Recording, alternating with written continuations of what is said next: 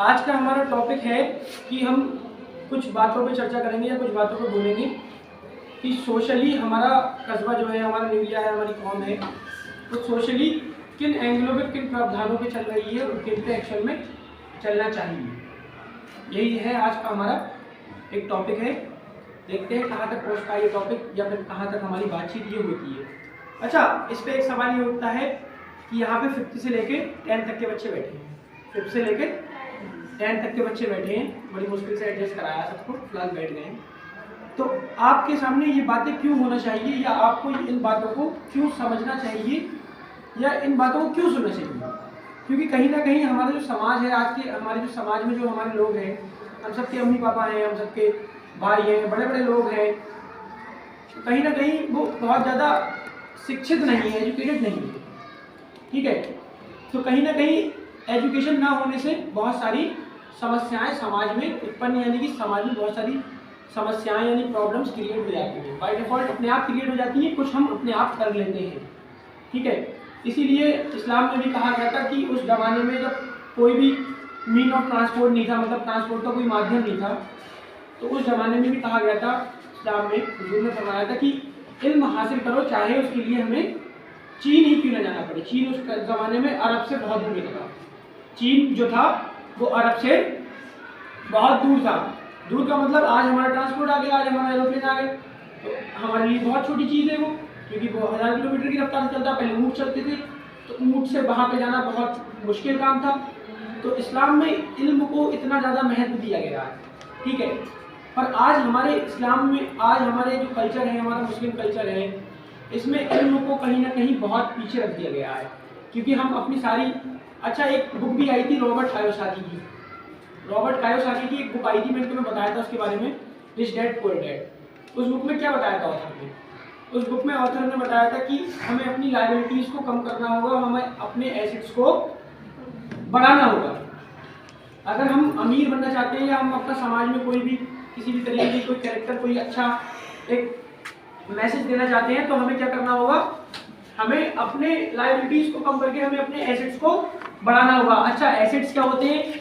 जिन्हें नहीं पता हो मैं बताता हूँ। एसेट्स होते हैं हमारे, जहाँ से हमारी मनी रेज होती है, हमारे जहाँ से पैसा आता है।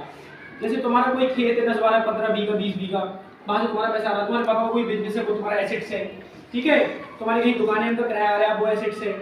तो इस तरीके की जो हमारी चीज़ें होती हैं, हमारे एसेट्स होती हैं, जहाँ से हमारा पैसा आता है। तो ऑथर ने, रॉबर्ट कायोसाकी ने बताया था, रॉबर्ट कायोसाकी मैं बता दूं आज के दिन बहुत बड़े बिलियनर ही है। ठीक है, रॉबर्ट कायोसाकी ने बताया था कि कहीं से हमें अपने पैसे को बढ़ाना चाहिए, अपनी इनकम को बढ़ाना चाहिए और अपने खर्चों को बहुत कम करना चाहिए। ये बात 101% बहुत सही है।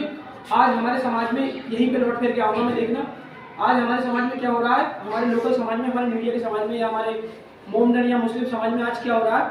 हमने अपनी लायबिलिटीज़ को बहुत बढ़ा लिया है, हमने अपने खर्चों को बहुत बढ़ा लिया है और हमारी इनकम जो है वो क्या है? इनकम बहुत कम है, इनकम तो घट रही है हमारी। ठीक है, अच्छा हमारे एसेट्स भी खत्म होते जा रहे हैं। हमने, अच्छा मुस्लिम को या फिर किसी भी समाज को क्या करना चाहिए? 2 चीज़ों पर फोकस करना चाहिए। 2 चीज़ें क्या होना चाहिए वो, जिन पर फोकस करना चाहिए? पहली चीज़ होना चाहिए अपने बच्चों की तालीम यानी कि एजुकेशन, और दूसरी चीज़ होना चाहिए हेल्थ। ठीक है, अगर तुम्हारी हेल्थ अच्छी है तो तुम फिट हो। ठीक है, सबसे फर्स्ट चीज़ है हेल्थ, फिर एजुकेशन, क्योंकि तुम्हारा मेंटली स्टेटस भी कुछ होना चाहिए। ठीक है, इंसान में ह्यूमन, अच्छा बायोलॉजी क्या कहती है? बायोलॉजी कहती है, बायोलॉजी ने लिविंग बींग्स को कितने कैरेक्टर में स्पेसिफाई किया? 2 कैरेक्टर में करा है, लिविंग बींग्स और नॉन लिविंग बींग्स। अच्छा, लिविंग बींग्स में क्या करा है, क्या कहा है लिविंग बींग्स में बायोलॉजी ने? तुमने पढ़ी होगी 9th में, एनिमल्स एंड प्लांट्स। स्पेसिफाई तरीके से कहीं पे ये कहा गया है कि ह्यूमन, कहा गया कहीं भी ह्यूमन। एनिमल यानी कि जितने भी हम जानवर हैं, हम जानवर ही हैं बायोलॉजी की लैंग्वेज में। शेर है, कुत्ता है, बिल्ली है, अलग अलग तरीके के रेप्टाइल्स हैं, ठीक है, एम्फीबियंस हैं, ह्यूमन्स हैं, ह्यूमन को कहते हैं होमो सेपियंस। तो ये सारे बायोलॉजी ने जानवर बताया है, पर ऑल अदर जानवरों से, और बहुत ध्यान से सुनने वाली बात है, दुनिया के सारे जानवरों को अगर ह्यूमन अगर एक अलग कैटेगरी में आता है, उन सारे जानवरों को अगर रखा जाए एक कैटेगरी में और ह्यूमन को एक अलग कैटेगरी में, ठीक है, तो ह्यूमन कहीं ना कहीं उन सबसे बहुत आगे है। वाई? एक सवाल उठता है क्यों?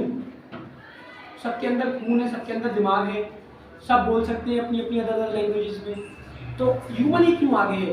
बिकॉज ह्यूमन का जो मेंटल स्टेटस है वो कहीं ना कहीं उन चीज़ों से बहुत हाई है।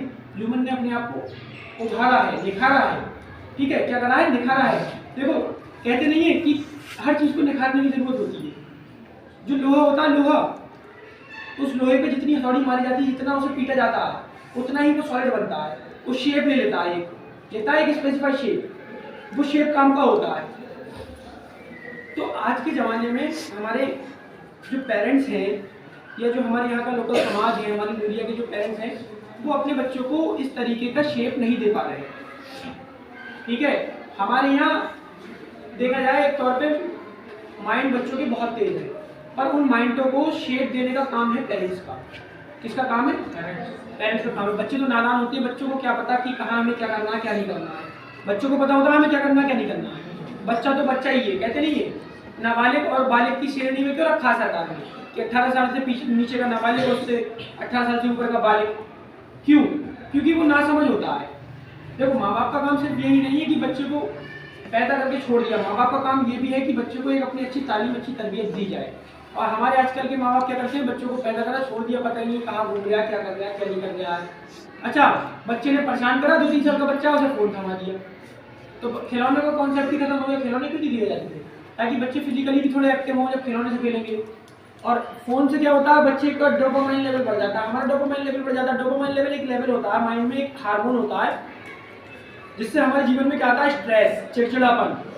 ठीक है, ज़्यादा फोन देखने से तो ये सारी चीज़ें बच्चे की बढ़ जाती हैं। तो हम बच्चों को उस तरीके से कहीं ना कहीं हमारे यहाँ पेरेंट्स नहीं ढाल पा रहे हैं। डार्विन की एक थ्योरी आई थी।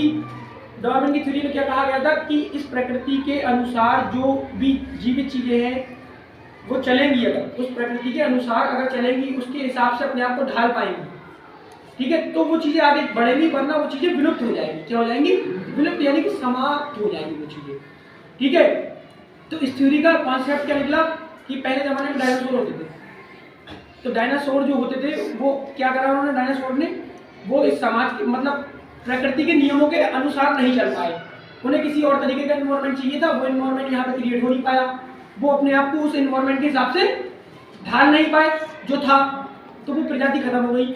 और आज यही असली में देखा जाए तो यही जो है वो बेस हमारा भी बन चुका है मुस्लिमों का, कि हम समाज के या फिर यहाँ के जो डेवलपमेंट है उसके हिसाब से अपने आप को नहीं ढाल पा रहे।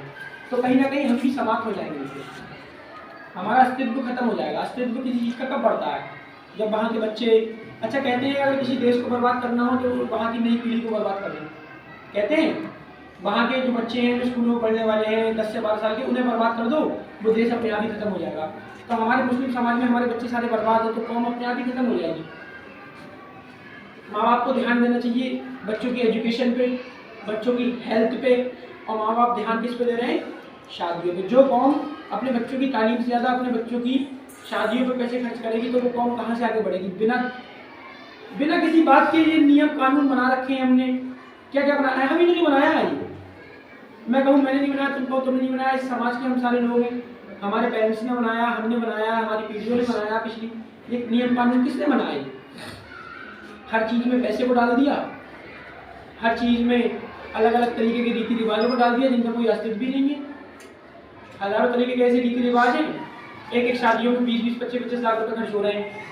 ठीक है, अगर एक माँ बाप अपने बच्चे पे उसकी एजुकेशन पे 20-25 लाख रुपये अगर लगा देगा तो वो बच्चा कहीं ना कहीं बहुत अपने पैरों पे खड़ा होकर बहुत अच्छा नाम कर लेगा।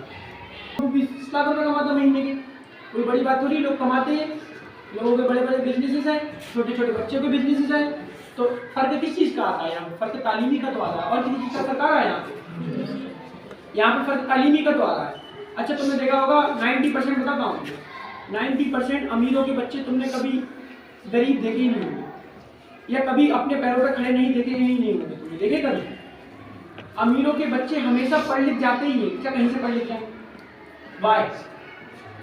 क्योंकि उनके पास इनफ मनी है लगाने के लिए। उनका बच्चा कितने भी गलत रास्ते हो, सही रास्ते ले आते हो उसे। ठीक है, अब हमारे पास तो थोड़ी सी मनी है, हम कहाँ बर्बाद कर दे रहे हैं उन्हें? शादी में। शादी का रीति रिवाज कितना बेकार है हमारे यहाँ का, समाज का देखा जाए। ये बातें तुम्हें पता होना चाहिए, क्योंकि आने वाली जनरेशन तो तुम ही हो। जो लोग आज के ज़माने में बिगड़ गए हैं वो तो सुधर नहीं सकते, नहीं सुधर सकते हैं। तुम कितना भी जोर लगा लो वो बदल ही नहीं सकते। ठीक है, पर तुम जो हो वो यहाँ का समाज हो। अगर ये बातें तुम्हारे दिमाग में जहन में अभी से बैठ रही ना, तो तुम कहीं ना कहीं समाज तुम ही हो। आज का जो समाज है वो 10 साल पहले 15 साल पहले